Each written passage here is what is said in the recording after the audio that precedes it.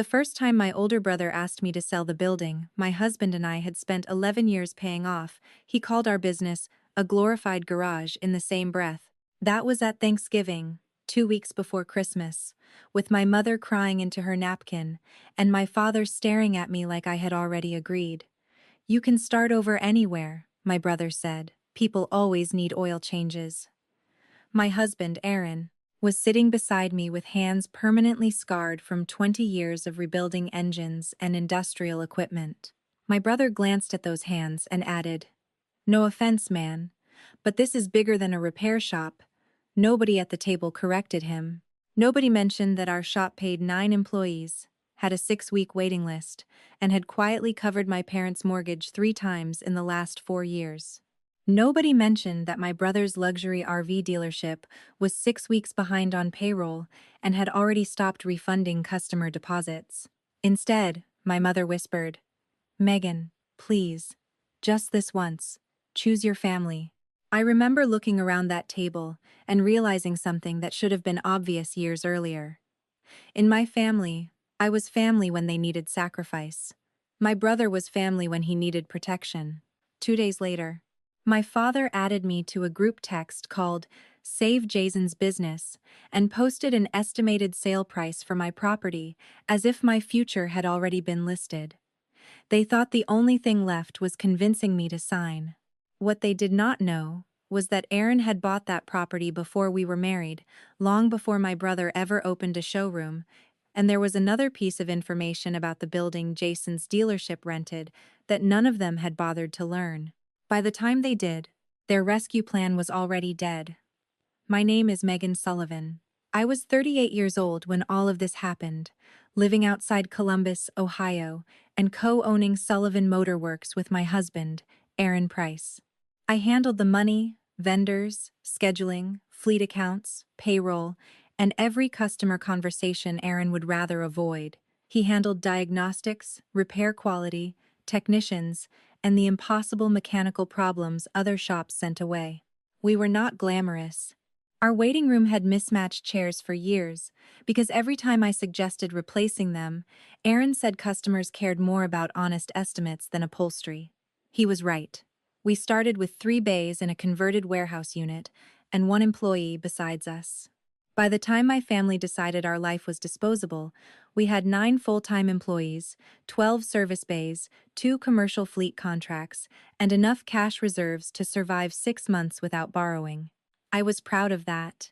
The strange thing was how long it took me to say so out loud around my own parents. My brother Jason was 41, 3 years older than me, and for most of my childhood he had been my favorite person in the world. He taught me to ride a bike, let me tag along with his friends, and once punched a boy in 8th grade because the kid called me Four Eyes. We rebuilt our grandfather's rusty Ford pickup together one summer when I was 15.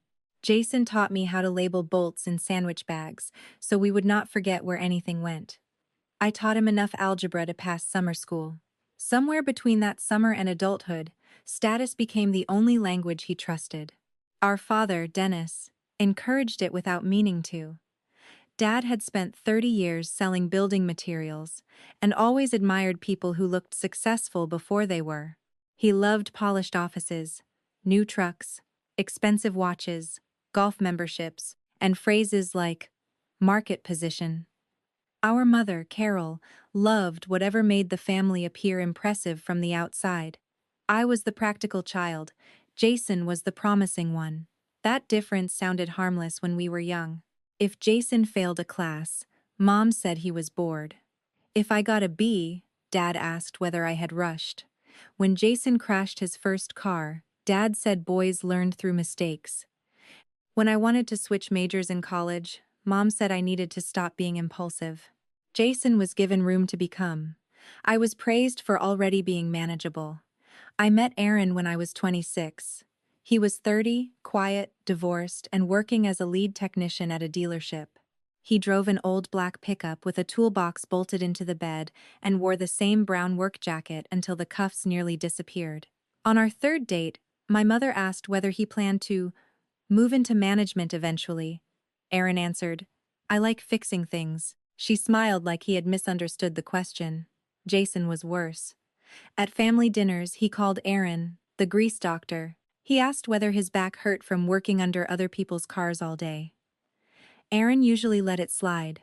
Once, after Jason bragged about a promotion at a regional sales company, he looked at Aaron's cracked knuckles and said, "You know, if you ever want to stop ruining your hands, I can probably get you into parts sales." Aaron replied, "I'd miss knowing what I'm talking about." I laughed. My father did not. That was Aaron's style. He rarely fought for status because status did not interest him. Unfortunately, it interested me enough that I kept trying to make my family understand him. I explained his certifications. I explained that senior master technicians could earn more than many office managers. I explained the side work he was saving from to buy commercial property. I thought if I translated his value into numbers they respected, they would eventually treat him differently. They did not. That should have taught me something. Respect that requires a financial presentation is not respect. We married after 2 years. Aaron already owned a rundown commercial property on the edge of town, an old furniture repair warehouse he had bought through a small holding company after saving for years. Most people saw cracked concrete, bad lighting, and a roof that leaked in 3 places. Aaron saw high ceilings, wide loading doors, and enough land for parking. We renovated it ourselves in stages. I learned more about drywall, permits, and grease traps than I ever wanted to know. We opened Sullivan Motor Works there because my last name was easier to spell over the phone than Price, and because Aaron did not care whose name was on the sign. I invested savings into the operating company. He contributed equipment and the building. We kept the real estate separate from the repair business because our accountant recommended it. Nobody in my family asked how ownership worked. They simply assumed that because my name was on the shop sign, I owned everything under it. We never corrected them because there was no reason to. For the first few years, our business scared me. One bad month meant both of us slept badly. A lift failed. A technician quit without notice. A customer accused us of causing a transmission problem his car had arrived with. We survived slowly. We built policies. We stopped taking work we could not guarantee. We created a reserve. We treated employees like people whose mortgages did not care whether business was slow. Aaron refused to delay payroll even once. "If we can't pay the people making the company run, we don't have a company," he said. That sentence became our rule. By year 6, we were profitable enough that I stopped checking the bank balance before buying groceries. By year 9, local delivery companies and 2 landscaping fleets trusted us with their vehicles. Our life remained ordinary. We lived in a comfortable ranch house. Aaron still drove pickups. I bought nice shoes and ruined them on the shop floor. We had no children, partly because life had not worked out that way, and partly because we stopped treating every personal choice as a public referendum. My family interpreted our lack of children as another sign our money was available. "You two have so much flexibility," Mom would say before asking for help. Jason's life looked more impressive. He married Vanessa Cole when he was 34. Vanessa had worked in high-end vehicle sales and convinced him to help her open a luxury RV and specialty vehicle dealership called Monarch Touring. They sold imported camper vans, custom travel trailers, and high-end motor coaches to people who used the phrase "summer in Jackson Hole" as a verb. Their first showroom was beautiful. White floors, glass offices, espresso bar. Vehicles polished so perfectly you felt guilty breathing near them. Dad loved it. Mom brought friends there even when she was not shopping. Jason finally had the business title he always wanted. Vanessa knew social media, networking, and presentation. Every new sale became a photo. Every customer event looked like a champagne commercial. At family gatherings, Jason talked about growth and brand equity, while Aaron and I talked about whether a fleet client needed brake work before winter. Guess which conversation got attention? When Monarch opened its second location, Dad toasted Jason at Thanksgiving. "To the entrepreneur in the family," he said. I remember Aaron's hand pausing over his fork. Jason laughed and said, "Megan's technically an entrepreneur too, Dad. She keeps mechanics from losing receipts." Everyone laughed. I laughed with them because I did not want to make Thanksgiving awkward. Aaron did not laugh. In the car afterward, he said, "You know you don't have to help people insult you." I told him they were joking. "I know," he said. "I'm asking why the joke always points the same direction." I had no answer. The imbalance grew worse when my parents began needing financial help. Dad retired earlier than planned after a back injury. Their mortgage was almost paid, but medical bills, property taxes, and Mom's habit of pretending retirement would look exactly like working life created pressure. Jason's dealership was expanding, so Mom insisted he could not help. Aaron and I covered one mortgage payment when Dad's disability paperwork was delayed. Then another during a medical bill dispute. Then a third after their furnace failed. We paid property taxes once. Aaron repaired both their cars for parts cost. I never kept a running total because I believed family help should not become ammunition. The problem was that generosity disappeared from memory almost as soon as it became useful. At Christmas, Dad would praise Jason for taking him to a luxury steakhouse while I had quietly paid the insurance bill that month. Mom posted photographs from Jason's showroom under captions like, "So proud of the family legacy he's building." When Sullivan Motor Works won a local small business service award, she shared the article but wrote, "Proud of Megan for helping Aaron with his shop." Helping. My name was on the company. I ran half of it. Still, in her mind, Jason built. I helped. I did not understand how much that distinction had shaped me until the year Monarch began failing. The first sign came at a Sunday dinner. Vanessa arrived wearing a new designer bracelet, but spent most of the meal checking her phone under the table. Jason talked too loudly about a celebrity client looking at a custom coach. Dad asked whether they planned a third location. Vanessa said, "We're evaluating options." Aaron noticed she had barely eaten. I noticed Jason kept changing the subject whenever Dad asked about inventory. Then Jason looked at Aaron's hands. We had come directly from the shop because a technician's wife had gone into labor early and Aaron covered his afternoon jobs. There was grease in the lines near his nails despite scrubbing. Jason smirked. "Try not to touch Mom's new chairs, man. That stuff never really comes out." Mom gave the warning laugh she used when she wanted him to be less obvious, not kinder. Vanessa added, "There's dignity in every kind of work." The sentence sounded generous until she finished. "Some people build brands. Some people keep the brands running." Aaron wiped his hands on his napkin and said, "Machines are usually honest when something's broken." Jason laughed too quickly. I should have defended Aaron harder. Instead, I said our shop had paid off every operating loan and had a 6-week wait list. Jason waved one hand. "Megan, neighborhood shops are fine. I'm talking about scalable businesses." I went quiet. That night, Aaron asked me whether I was ready to stop attending dinners where we had to submit proof of worth before dessert. "He's my brother," I said. "Then let him be your brother somewhere. He doesn't get to use you as entertainment." I told him I did not want to lose Jason. Aaron looked at the road. "You're not losing him by stopping the joke. You're finding out whether he stays when the joke stops." 2 weeks later, Mom asked casually how much our property was worth. I told her I did not know. That was technically true because commercial values change, and we had not sought an appraisal recently. Dad asked whether we could sell and rent another building without much trouble. Jason sent me a listing for an old warehouse across town with the message, "This would honestly fit you guys better." I showed Aaron. He looked at the price, then at me. "Why is your brother shopping for our replacement building?" The question chilled me. I asked Jason directly. He said he was just curious because our area had appreciated. Then Vanessa invited me to coffee. She called Monarch's issues temporary cash flow compression. She said high-end inventory tied up capital and lenders had become conservative. She asked whether some of our fleet customers might want to invest. I said I would never approach customers about private investments. She smiled tightly. "That's the difference between a service business and a growth business. You can afford to think small."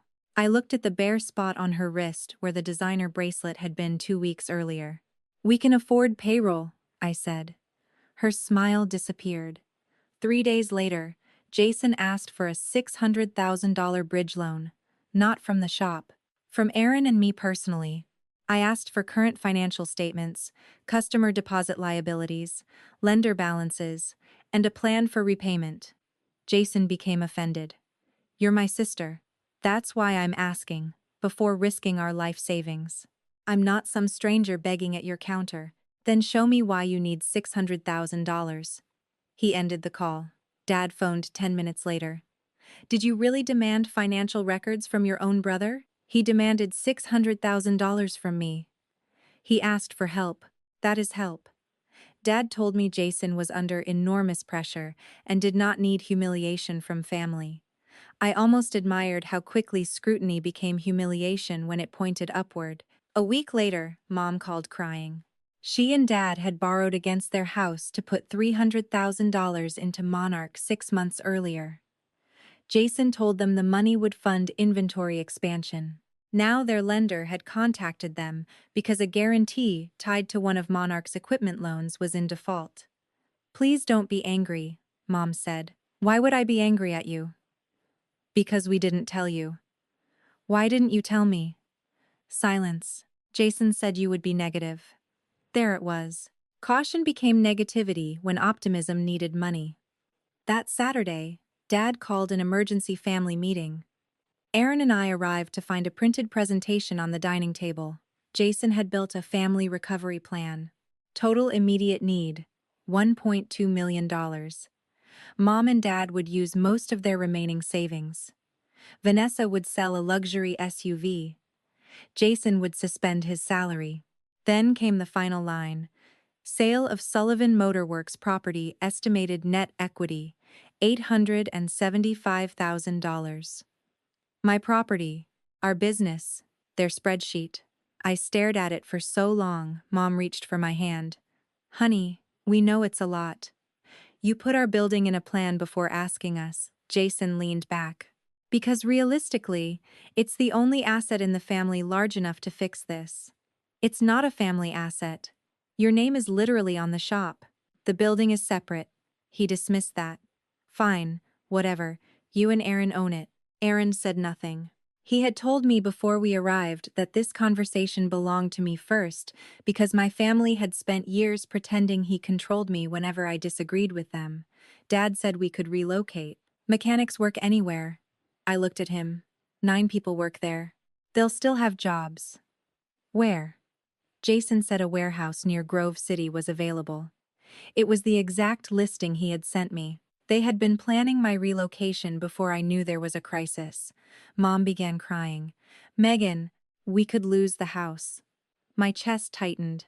That was the lever, not Jason's dealership. My parents' home. He had wrapped his failure around them, so refusing him felt like evicting my mother. I asked how long Monarch had been behind. Jason said 2 months. Vanessa corrected him quietly. Closer to 5. I asked how much customer deposit money had been used for operating expenses. The room changed. Jason glared at her. That is not relevant. It is if you want our property sold. Dad told me I was becoming aggressive. I opened my notebook. How much is owed to customers waiting on refunds? Vanessa stared at the table. About $310,000. Mom covered her mouth. Jason said it was manageable once year-end sales came through. I asked whether employees had been paid. Yes, Vanessa said. Not all commissions. I asked about payroll taxes. Jason slammed his palm on the table. You run a repair counter, Megan. Stop acting like you're auditing a Fortune 500 company. Something in me clicked. Years of being called the helper, the bookkeeper, Aaron's receptionist, the practical sister. I stopped wanting their respect at the exact moment I realized they did not understand what they were asking me to destroy. I run cash flow, payroll, vendor terms, fleet contracts, tax reserves, and insurance for a company that has never missed payroll or used customer deposits to cover old obligations. If your numbers are strong enough to justify selling our building, open them. Nobody answered. Then Mom said the sentence I knew was coming. Just this once, choose your family. I looked around the table. When have I not? I reminded them about mortgage payments, medical bills, repairs, years of free work. The money we had already given. Mom said she knew and appreciated everything. Then she added, "But this is different. Jason could lose everything." There it was. My sacrifices were expected because I could recover. Jason's losses were unacceptable because he might have to. Aaron finally spoke. "What happens if Megan sells and the dealership still fails?" Jason looked at him with open contempt. "That's not going to happen." "What happens?" "It won't." "Then show her why," Dad snapped. A real husband would not sit there and let his wife turn her back on her family. Aaron looked at me instead of him. "My wife already answered. I'm not going to override her because you don't like the answer." That may have been the first time anyone at that table treated my no like a complete sentence. Jason stood. "So that's it? You're going to protect a garage over Mom and Dad?" "I'm protecting a healthy company from an unhealthy one." His face went red. "You always hated that I did better than you. For a second I saw the brother who taught me to ride a bike, and I wanted desperately to find him under the man standing there." "Jason, if you think this is jealousy, show me your books and prove me wrong." He refused. That was my answer. Aaron and I left. The group text started before we reached home. "Mom, please reconsider. Your father is devastated. Dad, you are letting pride destroy this family. Jason, hope the little garage is worth losing everyone." Vanessa sent nothing. The next morning, Dad created a group chat called Family Solution and posted an estimated sale value of our building, relocation costs he had invented, and a timeline for closing. Under Megan and Aaron contribution, he wrote $850K. I stared at my own future converted into a bullet point. Then Aaron showed me something. The property company that owned our building was Price Industrial Holdings, which he had formed before we married. He owned the real estate entirely. I knew that. I had always known that. We had deliberately structured our operating company separately. My family did not. "You couldn't sell the property even if they bullied you into wanting to," Aaron said. "Not without me. They'll just bully you next." "Probably." He looked oddly calm. Then he pulled out another folder. 8 years earlier, he had bought a distressed commercial building with two friends through an investment entity called Northline Properties. It had once housed a furniture showroom. Over time, Aaron bought out both partners. The property now held several tenants. One of them was Monarch Touring. I stared at him. "You own Jason's building?" "The holding company does." "I own the holding company." "How long have you known?" I recognized the tenant name when they signed 4 years ago. By then everything had been negotiated through the management company. There was no reason to involve family. My stomach turned. "Does Jason know?" "Apparently not." "What's happening with their lease?" Aaron opened a series of notices. Monarch's lease ended December 31st. Renewal required updated financial statements, current insurance, and payment of several months of overdue common area charges.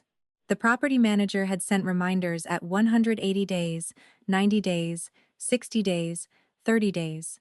Monarch had not supplied complete financials. They had asked repeatedly for an extension. Aaron had refused to authorize one without proof they could perform. "Did you refuse because it's Jason?" I asked. Aaron looked offended. "I refused because they are not paying on time and won't show they can.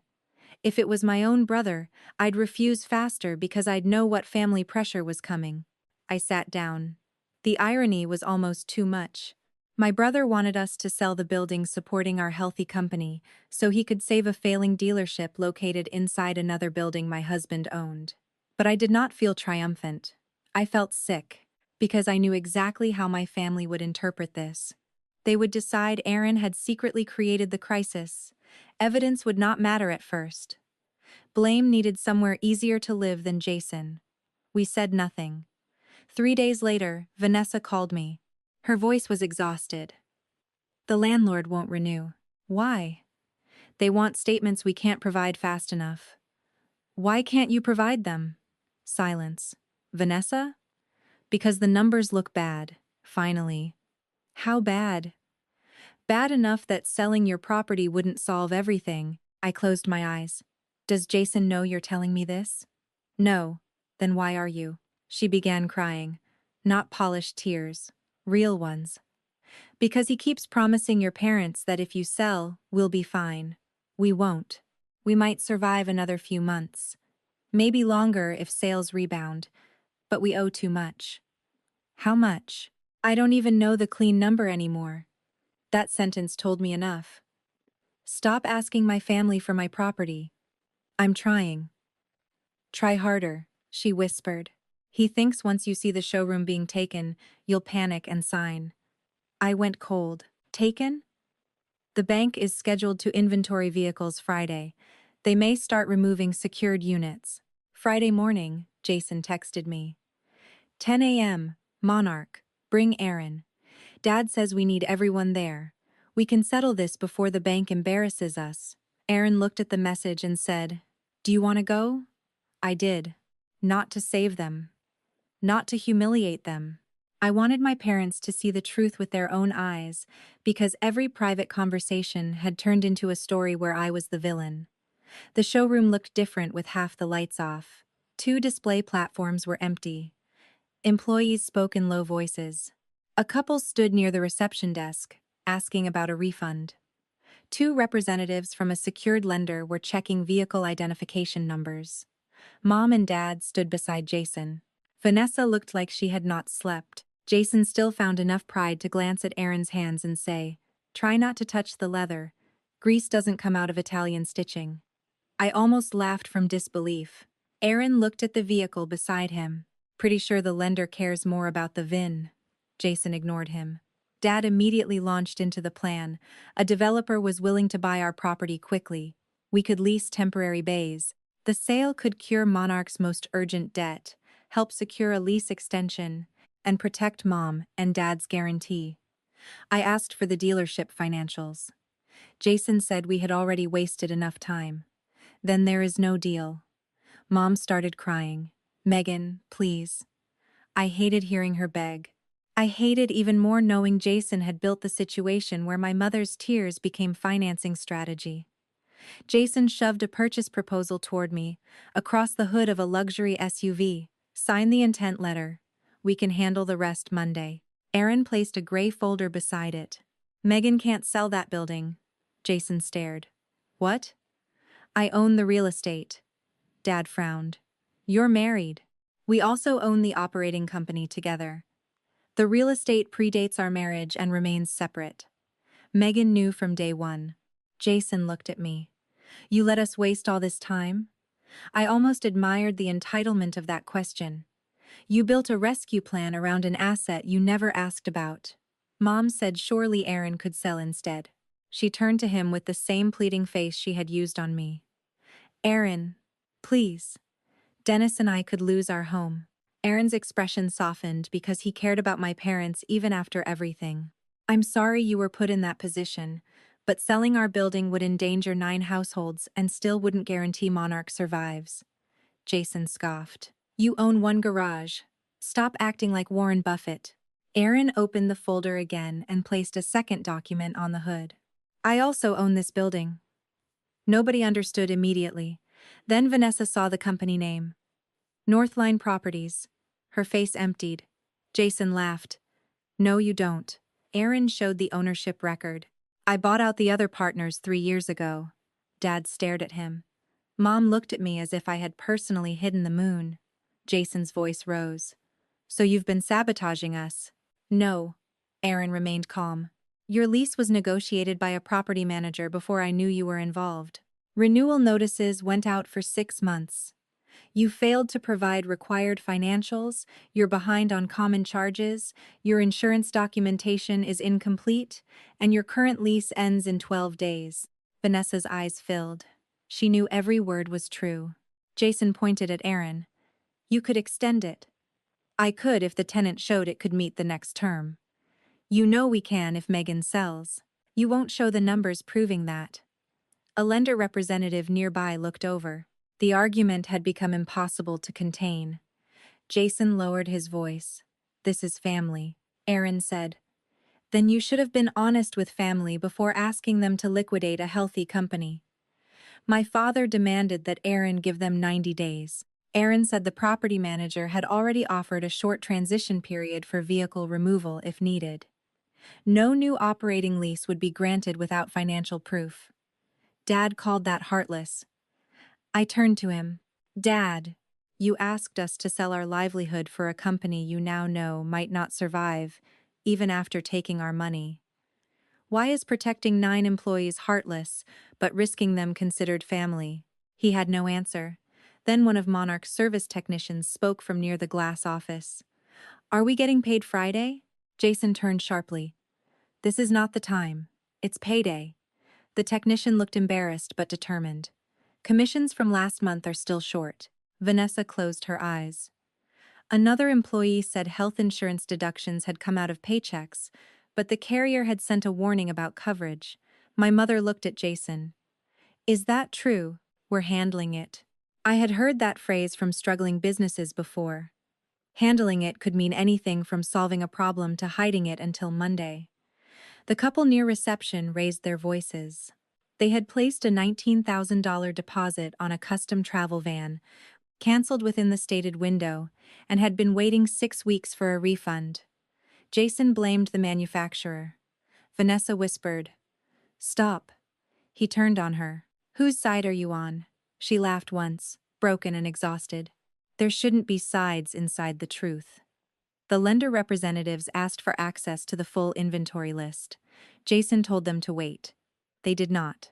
One of them explained calmly that the bank's secured vehicles would be tagged for removal if the default was not cured. The showroom changed right in front of us. Not because Aaron owned the building, not because I refused to sell, because the performance finally lost control of the room. Employees began asking questions. Customers began comparing stories. My parents began hearing facts Jason had hidden while asking them to risk their home. Jason looked at me and said, "Are you happy now?" It was such a familiar family question. Somebody else causes harm, I notice. And suddenly my reaction becomes the moral issue. No, I meant it. You're my brother. I wanted you to succeed. Then help me. Not by destroying us. You always wanted to prove you were smarter. I wanted you to stop treating me like being responsible meant I owed you rescue. Mom whispered that we could still find a compromise. I asked what compromise meant. Half our building? 4 employees instead of 9?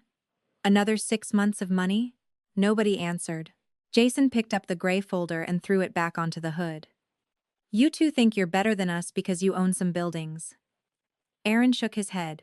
You thought you were better than me when you believed I own none. That shut the room down for one perfect second. Aaron did not smile. That mattered. He was not enjoying this. He was simply done performing inferiority for people who needed it. Vanessa sat on the edge of a desk and covered her face. Dad walked away toward the windows. Mom began crying again. But this time she was looking at Jason, not me. Why didn't you tell us? She asked. Jason said he was protecting them from stress. Dad turned around. You let us borrow against our house. Because I thought I could fix it. With her property.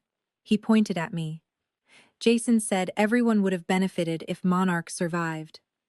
Dad asked the question I had been asking for weeks. Would it survive? Jason did not answer. Vanessa did. Not without a complete restructuring. Maybe not even then. Mom sat down. The truth had finally become heavier than hope. The lender gave Monarch 48 hours to coordinate removal of certain secured vehicles. Northline's property manager allowed access for that process, but did not extend the dealership tenancy. Nobody was arrested. No dramatic courtroom scene happened. The business simply reached the end of decisions made months earlier. Vehicles began leaving over the next several days. Customers were contacted about orders and refunds. Employees scrambled for jobs.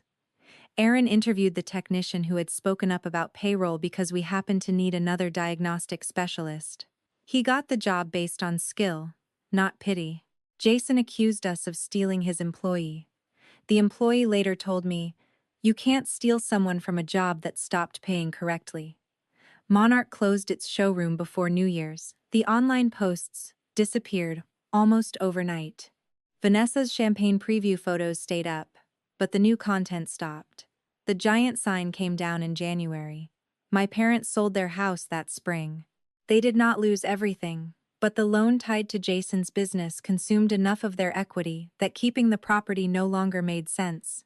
They moved into a smaller condo 10 minutes away. Dad was humiliated. Mom was sad. I helped them move boxes because boundaries did not require me to become cruel. I did not pay off the remaining debt. That was new. The first time Mom hinted that Aaron and I could make the transition easier, I said, "I'll help pack. I'm not writing checks." She looked wounded. Then she nodded. Growth often begins when disappointment is allowed to remain in the room without somebody rushing to erase it. My father took longer. For months he blamed Aaron. He said if Northline had extended the lease, Monarch might have survived. I asked whether another 90 days would have refunded customers, caught up payroll, cured the bank default, restored working capital, and repaid my parents. He said I always had to make everything about numbers. It was a business, I said. Numbers were the part Jason refused to make real. Eventually, Dad stopped arguing. He never gave me a dramatic apology. His came one afternoon while we were assembling shelves in their new condo. He held a bracket backward for 3 full minutes, then said, "I treated Jason's ambition like it was more valuable than your stability." I kept tightening a screw. "Yes, I thought because you and Aaron were careful you could always rebuild. That doesn't mean our life should be the emergency fund." He nodded. "I know. That was enough for that day." Mom apologized more openly. She admitted she had laughed at jokes that hurt because challenging Jason made family dinners tense. She admitted she asked more from me because I usually said yes. "I told myself you were stronger," she said. "You were, but I used that as permission." I told her strength was not consent. She cried. I did not tell her not to. Jason and Vanessa separated 6 months after Monarch closed. I did not know the details and did not ask. Vanessa sent me one long email apologizing for the Sunday dinner comments and admitting she had helped create the image of success because once the dealership began struggling, image was the only thing she felt she could still control. "Every expensive thing became evidence we were fine," she wrote. Eventually, we were buying evidence instead of fixing the problem. I respected the honesty. I did not become her friend. Jason disappeared from my life for almost a year. The last conversation we had before that was at my parents' condo after he dropped off some furniture. He looked older, no designer jacket, no dealership logo, just jeans and a gray sweatshirt. He saw Aaron's truck outside and immediately became defensive. "You two still doing victory laps?" I almost walked away. Then I noticed he was holding Grandpa's old metal toolbox, the one from the summer we rebuilt the Ford. "Where did you find that?" "Dad's garage." He placed it on the floor. "You should have it." "Why?" "Because you're the one who still fixes things." There was bitterness in the sentence, but something else too. Grief. I opened the box. Inside were sockets, rusted screwdrivers, and the little plastic bags we had labeled as teenagers. Jason had kept them. "We were good once," I said. He stared at the toolbox. "We were kids." "That doesn't mean it wasn't real." He looked at me. "You could have saved the dealership." There it was again, even with the toolbox between us. Maybe for a month, maybe 3. At the cost of our business, our employees, and our future. That is not saving. That is moving the collapse. He looked away. "You always have an answer." "No, I just stopped accepting yours automatically." He left without apologizing. I cried after he went. Not because I regretted saying no, because boundaries can protect you and still break your heart. People talk about cutting off toxic family as if freedom arrives with triumphant music. Sometimes freedom looks like sitting on your parents' new condo floor, holding a rusty screwdriver from the brother you miss, and knowing missing him is not a reason to hand him your life. Aaron found me there and sat beside me without trying to fix it. That was love too, not solving every pain, staying beside it without demanding I make it disappear. Sullivan Motor Works continued growing. The funny part was that after all the arguments about how small and unscalable our shop was, we did not rush to become bigger just to prove a point. We added 2 bays, hired one more technician, and improved our training program. Stability remained the goal. Aaron's property company renovated the former Monarch showroom after the vehicles were removed. For months, we debated what should go there. A national furniture retailer made an offer. So did a medical supply company. Instead, Aaron proposed something I loved. Use part of the space as an automotive training center in partnership with the local community college. Young technicians could train on diagnostics, electrical systems, hybrid vehicles, and shop management. Local independent shops could send employees for classes. I added a small business operations workshop because too many skilled technicians opened businesses without learning cash flow, payroll reserves, or how dangerous customer deposits become when treated like income. We called the program Northline Automotive Skills Center. No family name on the building, no giant photograph of us, just a simple sign and a row of training bays where imported motor coaches used to sit under perfect lighting. On opening day, Aaron wore the same style of work boots Jason had mocked. His hands were still scarred. I watched him help a 19-year-old apprentice understand a wiring fault and thought about the years I spent trying to convince my family those hands represented expertise. They had always represented expertise. Their opinion never changed the fact. That realization changed me more than any property document. I had spent half my adult life translating our value into a language my parents and brother respected. Revenue, property, equity, awards, contracts. Every time they moved the line, I gathered more proof. Then the crisis taught me something simple. People committed to ranking you below them do not need better information. They need you to stop participating in the ranking. Once I stopped, everything became easier. At Thanksgiving the following year, Mom asked whether Aaron and I would come to their condo. I hesitated. Jason was invited. We had not spoken for months. Aaron said the choice was mine. I agreed with one condition: no business discussions, no money requests, no jokes about work, Mom promised. The dinner was small. My parents, Aaron and me, Jason alone, Aunt Teresa, and 2 cousins. For the first hour, everyone behaved with the careful politeness of people walking across new ice. Then Dad made a toast. He said, "This year taught me that building something quietly doesn't make it smaller." His voice shook slightly. He looked at me and Aaron. "And being family doesn't give anyone the right to spend what someone else built." Jason stared at his plate. Nobody clapped. I was grateful. Apologies do not need applause. Later, while Mom cut pie, Jason joined me on the balcony. It was cold enough that we could see our breath. "I'm working for a fleet leasing company now," he said. "Dad told me. Back office, no fancy showroom. Do you hate it?" He thought for a moment. "No, I hate that I thought I would." That sounded like the first honest thing he had said to me in years. We stood quietly. Then he said, "I was awful to Aaron." "Yes, and to you." "Yes. I kept thinking if your shop mattered, then mine mattered less." I looked at him. "Why?" "Because Dad always compared us.